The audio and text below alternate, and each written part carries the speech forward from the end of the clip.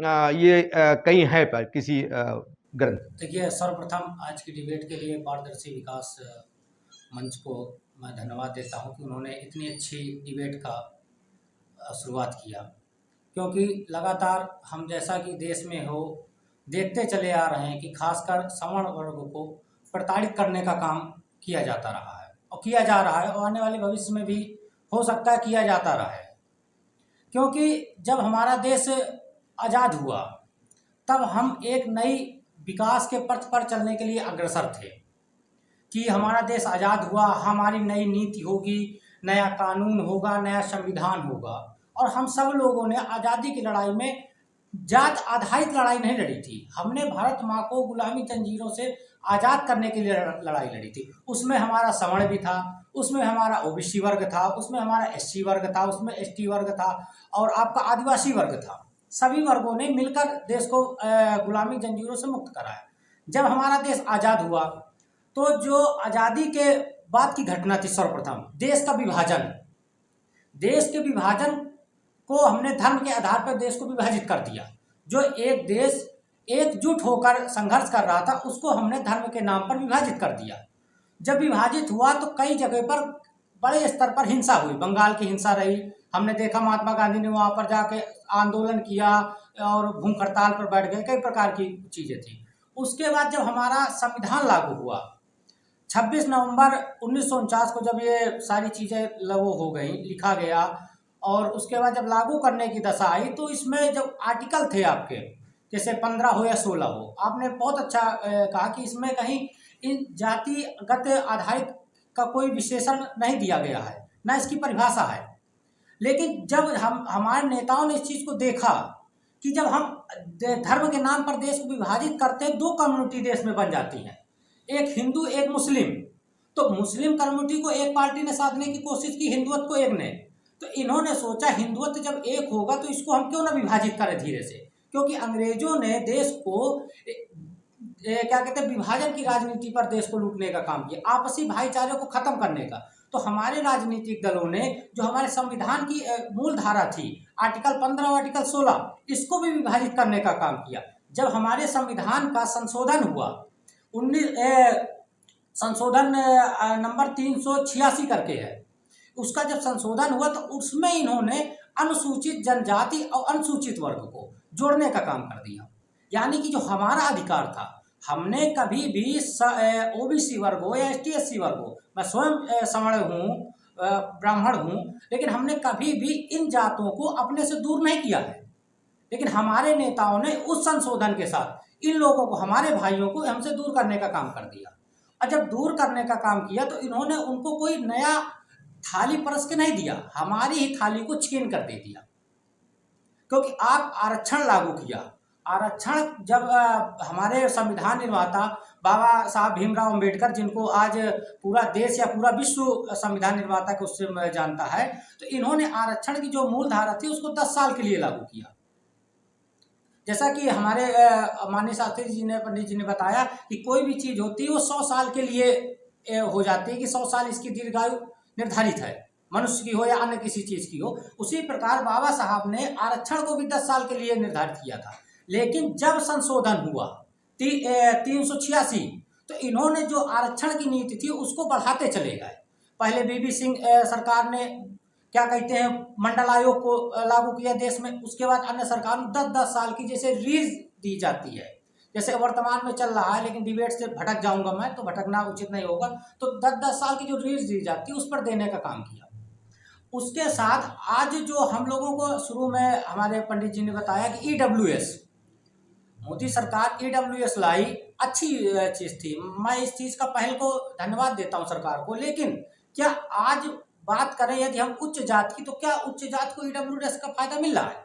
मुझे नहीं लगता वर्तमान स्थिति में धरातल में कहीं मिल रहा, क्योंकि आप हर एक वैकेंसी में देखिए, अभी आप वर्तमान में चंडीगढ़ की एक वैकेंसी निकली स्वास्थ्य विभाग की, उसमें ईडब्ल्यूएस के पद खत्म कर दिए। बिहार में बीपीएस की भर्ती निकली, उसमें ईडब्ल्यूएस के पद खत्म कर दिए। झारखंड में भर्ती निकली, उसमें ईडब्ल्यूएस के पद खत्म कर दिए। उत्तर प्रदेश की यदि मैं बात करूं, ईडब्ल्यूएस का मतलब होता है कि सवर्ण जात में पिछड़ा, यानी बिल्कुल निम्न तबके का सवर्ण, उसके यदि बात करो तो वहां पर भी ईडब्ल्यूएस को खत्म कर दिया। EWS आप लाए, उसको आपने किस आधार पर दिया कि हमारी जो लागत होगी 8 लाख रुपए, हम सवर्ण है 8 लाख रुपए, तो हम इस चीज को हम कहते हैं ठीक है, मैं इस कैटेगरी में आ गया।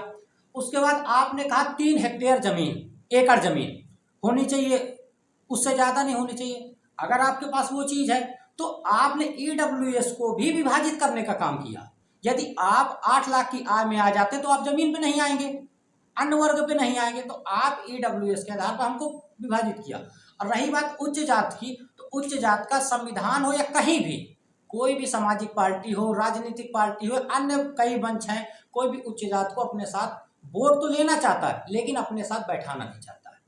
अखिलेश यादव पूर्व मुख्यमंत्री उत्तर प्रदेश सरकार है, इन्होंने अभी 24 के चुनाव में PDA लेकर आ गए, यानी पिछड़ा दलित अल्पसंख्यक। तो वोट तो हम लोग भी देते हैं, लोकतंत्र में हमारा भी अधिकार है वोट देने का, तो क्या हम वोट देने के अधिकारी नहीं है? आप हमसे वोट नहीं ले सकते हैं, लेकिन वोट हमारा चाहिए, लेकिन हमारे अधिकारों का उल्लंघन करके चाहिए। यदि हमारा बच्चा 99% नंबर लाता है तो वो अधिकारी नहीं है कि वो जो है पद पर बैठे।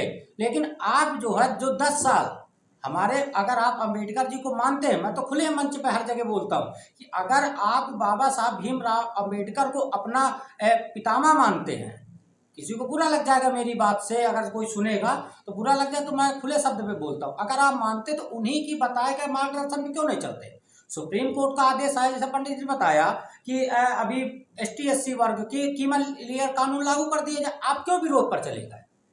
क्योंकि आपको पता है कि आरक्षण का लाभ केवल 5% व्यक्तियों को मिल रहा है, उसके अलावा किसी व्यक्ति को नहीं मिल रहा है। मैं ऐसे ऐसे दलित वर्ग के व्यक्तियों को जानता हूं अपने भारतीय आजाद मंच की ओर से कि जिनको आरक्षण का नहीं पता है। देश की आजादी के 78 साल हो गए हैं, हम लोग अमृत महोत्सव का कलश बांट रहे हैं प्रधानमंत्री जी, लेकिन आरक्षण का नहीं पता है। मैं ऐसे ऐसे गाँव में गया हूँ जहाँ दलित वर्ग जो अपने बच्चे को पढ़ा नहीं पा रहा है, उसके बाद उसके रहने का स्थान नहीं है घर का, और हम आरक्षण की बात करते हैं, क्या उसको आरक्षण का लाभ मिल रहा है? आरक्षण का लाभ किसको मिल रहा है? आरक्षण का लाभ मायावती को मिल रहा है, आरक्षण का लाभ चंद्रशेखर को मिल रहा है, आरक्षण का लाभ चिराग पासवान को मिल रहा है, आरक्षण का लाभ जीतनराम मांझी को मिल रहा है, आरक्षण का लाभ इनके पार्टी के स्वयं के केशव प्रसाद मौर्य को मिल रहा है, इनके पार्टी के स्वयं के सहयोगी दल ओम प्रकाश राजभर को मिल रहा है, आरक्षण का लाभ संजय निषाद को मिल रहा है, आरक्षण का लाभ अन्य किसी दलित वर्ग को नहीं मिल रहा है।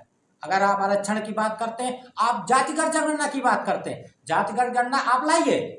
अगर आप कहते हैं जातिगत जनगणना से देश का विकास हो सकता है, तो आज से बिहार में 4 साल पहले जातिगत जनगणना की नींव रखी गई थी। तो विकास के मुख्यमंत्री वर्तमान जी नीतीश कुमार क्यों विकास के लिए पिछड़े प्रदेश के लिए अपने को थाली लेकर प्रधानमंत्री जी के पास जाते हैं? अगर आप जातिगत जनगणना से विकास की रफ्तार बढ़ती है, विकास की बुलेट ट्रेन यदि चल जाती है, तो बिहार में क्यों नहीं चल गई? आप उसको पूरे देश में ला रहे, यानी कि आप हमको अभी कम विभाजित थे, यानी अभी हम थोड़ा विभाजित थे। मान लीजिए एक रोटी थी, उसका एक कोना को ही तोड़ा गया था, तो आप उस कोने को बिल्कुल तोड़ के एकदम एक जैसे तौलिया होती है उसके एक धागे को निकाल दिया जाए तो उस जगह से थोड़ा सा दरार आ जाती। अब आप उस तौलिया को पूरा फाड़ रहे हैं, किस आधार पर? जातिगत जनगणना। लालीपाप आप दे रहा है, लेकिन लाभ केवल आपके उच्च पदों पर बैठे हुए व्यक्तियों को ही मिलेगा, अन्यथा अन्य वर्ग को किसी को नहीं मिलेगा। सवर्ण हो, आज सवर्णों की स्थिति, मैं ऐसे ऐसे लोगों को, मैं खुद कहूँगा, मैं किसान का बेटा हूँ, मेरे पिताजी किसान हैं, हम लोग किसानी करते हैं, लेकिन आज वर्तमान स्थिति में एक सवर्ण अपने बच्चे को ना IIT करा सकता, ना IIM करा सकता, ना उच्च शिक्षा दे सकता है। क्यों नहीं दे सकता? उसका एक सबसे अच्छा उदाहरण, क्योंकि आपने उसकी इतनी ज्यादा फीस बढ़ा दिया, उसके घर में आय का साधन नहीं है। यदि वो अपने बच्चे को उच्च शिक्षा देने के लिए अग्रसर भी हो जाता है कि मान लीजिए उसके घर में 3 संतान हैं, एक बच्चे को हम पढ़ा के कैसे भी कर दें कि 3 का पालन पोषण वो घर का कर ले, तो वो अपनी जमीन को बेचे या तो अपने आप को स्वयं को किसी इनके नेताओं के यहाँ गिरवी रख दे, तब वो अपने बच्चे को पढ़ाएगा। अब पढ़ाने के बाद वो बच्चा पढ़ लेता है, पढ़ने के बाद जब उच्च शिक्षा प्राप्त करता है, अच्छे नंबर लाता है, नंबर लाने के बाद क्या होता है? आप एक मेरिट लिस्ट लाते हैं, जिसका जीता जागता उदाहरण मैं आपके चैनल के माध्यम से, डिबेट के माध्यम से, उत्तर प्रदेश की राजधानी में चल रहा 68,000 शिक्षक भर्ती आंदोलन है, जिसको एक झटके में माननीय उच्च न्यायालय इलाहाबाद हाईकोर्ट ने कैंसिल कर दिया। बहुत सारे स्वयं इनके सरकार के सहयोगी दलों ने उस चीज को बड़े उससे लिया, एक परसी हुई थाली के जैसे भोग मिल जाता है इन लोगों को, उससे ले लिया। लेकिन वहां पर इन्होंने ये चीज नहीं देखा, जो सवर्ण वर्ग का बच्चा 90 90 99 99 नंबर लाता, रात दिन संघर्ष करता है, उसके बाद आपके एक आदेश के साथ 4 साल से नौकरी कर रहा बच्चा बेरोजगार हो जाएगा, वो आपको नहीं दिखा, क्योंकि आपके आंखों पर राजनीति का, भेदभाव का जातिगत चश्मा और पट्टी चढ़ी हुई है।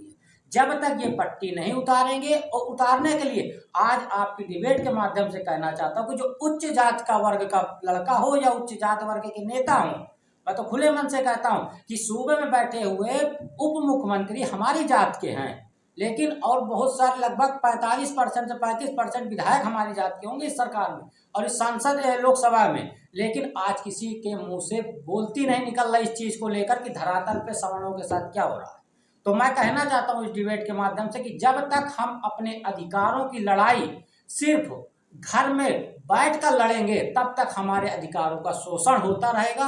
यदि हमें लड़ाई अपने अधिकारों को जीतना है, तो उसके लिए हमें धरातल पर, जमीन पर उतरना होगा। और हमारे पूर्वजों ने जो इस देश के लिए किया है, जैसे चंद्रशेखर आजाद हो, सरदार भगत सिंह हो, जैसे अन्य क्रांतिकारियों ने अपने संघर्षों के साथ इस आज़ादी की लड़ाई लड़ी थी, उसी प्रकार हमें अपने अधिकारियों की लड़ाई लड़नी पड़ेगी। तभी हम सवर्ण और उच्च जाति को संविधान नहीं, इस देश में भी अधिकार मिल सकता, अन्यथा शोषण ही होगा, और शोषण को ही शोषित में बदलने का काम ये राजनीतिक दल कर रहे हैं। पीयूष जी, जैसे कि अभी आप ये ने जो कहा कि सवर्ण और दलित, जब सारे सवर्ण हैं, तो यह कहीं ऐसा तो नहीं कि हम ये राजनीतिक दलों के शिकार हो रहे हों? और ये जो हम शिकार हो रहे हैं, क्या हमें इसके लिए लोगों को जागरूक होना चाहिए कि जब सभी सवर्ण हैं तो ये जातियों में विभक्त क्यों? देखिए, जैसा कि अभी दीपक जी ने भी बहुत अच्छी बात कही कि सवर्ण जात को लेकर के बहुत सारी टिप्पणियां भी आपकी आई। एक्चुअली में है क्या कि ये जो भी प्रोपोगंडा है, ये प्रोपोगंडा टोटल पॉलिटिक्स से पूरी तरीके से ओतप्रोत है। और भारतवर्ष के अंदर मैंने